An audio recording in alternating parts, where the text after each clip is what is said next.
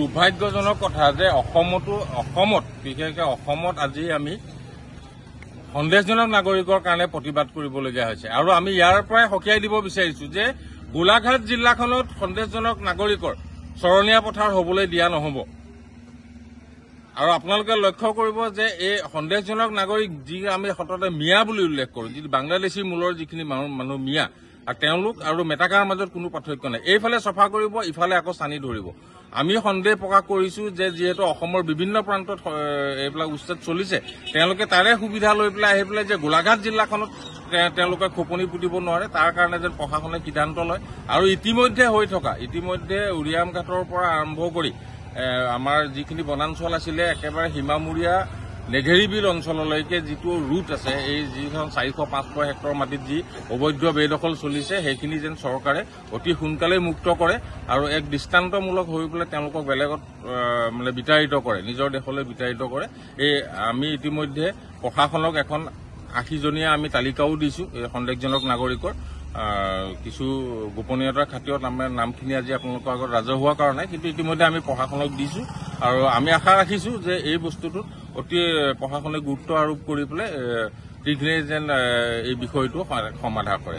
আজি সচেতন যুৱ মঞ্চৰ তৰফৰ পৰা সৰুপথাৰ সমজিলা আয়ুক্তৰ কাৰ্যালয়ত সৰুপথাৰৰ অন্তৰ্গত উৰিয়াম ঘাটৰ আমাৰ যিটো পিঠাঘাট, দয়ালপুৰ আৰু সোণাৰীবিল আদি অঞ্চলত যিসমূহ অবৈধ সন্দেহজনক নাগৰিকৰ বেদখল হৈছে, যি বনাঞ্চল, চৰকাৰী বনাঞ্চল তেওঁলোকে বেদখল কৰি পেলাই তাত বাহৰ পাতিছে আৰু যাৰ ফলত বিভিন্ন কুটাঘাতমূলক কাৰ্যকলাপ সম্পাদিত হৈছে।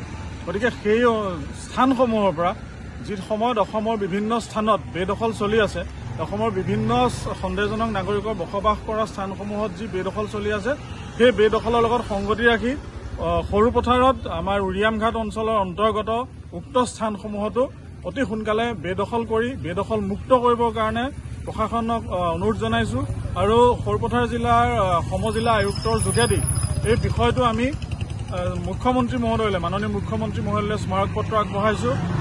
আমি সকলোৱে গম পাওঁৱে যে দয়ালপুৰ নামৰ জেগাৰ পৰা মৈৰাবাৰীলৈ বাছ চলে। ধৰক দয়ালপুৰ টু মৈৰাবাৰী কানেকশ্যন কি আছে, দয়ালপুৰ টু মৈৰাবাৰীৰ লগত কেনেধৰণৰ সম্পৰ্ক আছে, য'ত নাইট ছুপাৰ, ডে ছুপাৰ চলে।